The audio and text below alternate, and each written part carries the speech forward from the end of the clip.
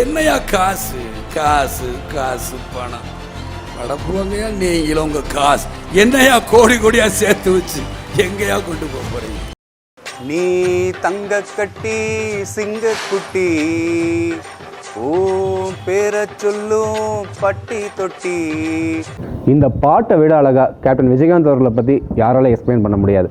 குணத்தில் தங்க கட்டி, வீரத்தில் சிங்கக்குட்டி, பட்டி தொட்டியில் இருக்க எல்லா மக்கள் மனசுலையும் அவர் இருக்கார். அவர் இறந்து 2 வருஷம் ஆன பிறகும் நம்ம மக்கள் மனசில் இன்னுமே ஆழமாக பதிஞ்சிருக்காருன்னு தான் சொல்லணும். ஆகஸ்ட் 25 கேப்டன் அவர்களுடைய 73வது பிறந்த நாள். இன்னுமே அவரோட ஆத்மா நம்மளை சுற்றி தான் இங்கே சுற்றிட்டு இருக்குன்னு சொல்லணும். இன்னும் சொல்லப்போனால் உலகத்தில் எங்கே நல்லது நடந்தாலும் அங்கே விஜயகாந்த் சாரோட ஆன்மா கண்டிப்பாக இருக்குது.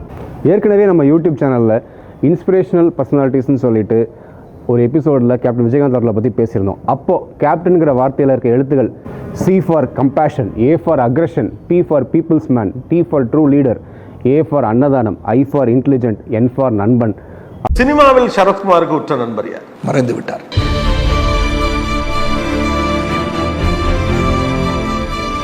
ஒவ்வொரு எழுத்துக்கும் அவருடைய ஒவ்வொரு குவாலிட்டி பற்றி பேசியிருந்தோம். அதை பார்த்து நிறைய பேர் கேட்டாங்க, ஆமாம் சார் அவர் அக்ரெசிவாக தானே இருக்கார், நிறைய கோவப்படுறாரு, நிறைய பேர் அடிச்சிடுறாரு வேறு, அது கரெக்டானு கேட்குறாங்க. நான் ஏற்கனவே அந்த பதிவில் சொல்லியிருந்தேன், நியாயமான விஷயங்களுக்கு நியாயமான கோவம் தான் அவர்கிட்ட இருக்கும். அதுவும் ஒருத்தரை திட்டினாலோ அடித்தாலோ உடனே சாரி கேட்டு ஃபீல் பண்ணுற ஒரு நல்ல மனசு அவர்கிட்ட இருக்குது. Great person. நான் மட்டும் இல்லை, எல்லாரும் கேப்டன் அப்படி ஒரு ஹீரோ எல்லாம் நான் பார்த்ததே இல்லைங்க. Great man, greatest, extraordinary. சில பேர் நம்பவே மாட்டாங்க, அந்த மாதிரி ஒரு hero sir Vijayakanth sir. Too good. அவ்வளோ நல்லா எல்லாம் இருக்க முடியுமா? அப்படி இருக்கும். ஒரு இன்சிடென்ட் பற்றி சொல்கிறேன்.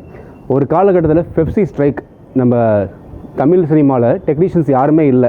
அந்த ஷூட்டிங்காக நார்த் இந்தியாவிலேருந்து எல்லா டெக்னீஷியன்ஸும் வந்தாங்க. அவங்க ஏற்கனவே டிமாண்ட் அதிகங்கிறதுனால 5 ஸ்டார் ஹோட்டலில் தான் தங்கினாங்க. பயங்கர பந்தாவாக இருந்தாங்க.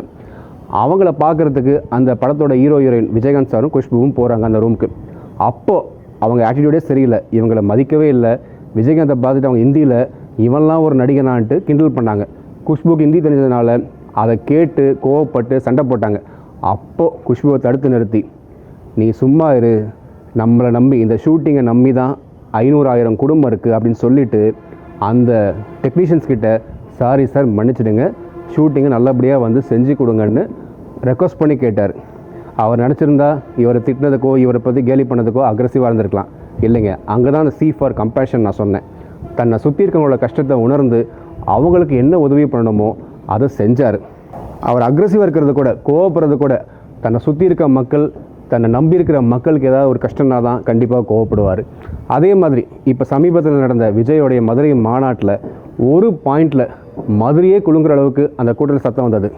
விஜய் சொன்னார், அரசியலே சரி சினிமாலே சரி எனக்கு ரொம்ப பிடிச்சது எம்ஜிஆர் தான், அவர் கூட பழகிறதுக்கு எனக்கு வாய்ப்பு கிடைக்கல, ஆனால் அவருடைய அனைத்து குணங்களும் கொண்ட என்னுடைய அண்ணன் புரட்சி கலைஞர் கேப்டன் விஜயகாந்த் அவர்களோட பழகிறதுக்கு நான் நிறைய வாய்ப்பு இருந்தது.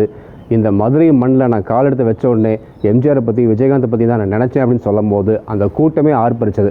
அந்த சத்தம் சொல்லியிருக்கோம், Vijayakanth is a peoples man, is a true leader அப்படிங்கிறது. ஒரு அன்கன்வென்ஷனல் பொலிட்டீஷியன்லாம் நம்ம ரொம்ப பயப்படுவோம். நம்மளை பற்றி நியூஸ் பேப்பர்காரங்க எப்படி என்ன நினைக்கிறாங்க, நம்மளை பற்றி டிவி என்ன நினைக்கிறாங்க, எதையும் கவலைப்படாமல் ஒரு தனி அரசியல் இலக்கணத்தை எழுதினவர் விஜயகாந்த் அவர். விஜயகாந்த் இருந்த வரைக்கும் அவர் ஆஃபீஸில் பசின்னு வந்தவங்களுக்கு சாப்பாடு போட்டுட்டு தான் இருந்தார், அன்னதானம் பண்ணிட்டு தான் இருந்தார். இப்போ அவர் இறந்த பிறகும் அவர் மனைவியும் சரி அவருடைய பசங்களும் சரி இன்னுமே அவங்க ஆஃபீஸ்க்கு வரவங்களுக்கு சாப்பாடு போட்டு தான் இருக்காங்க. அதை பார்த்து கண்டிப்பாக விஜயகாந்தோட ஆன்மா சந்தோஷப்பட்டுட்டு தான் இருக்கும்.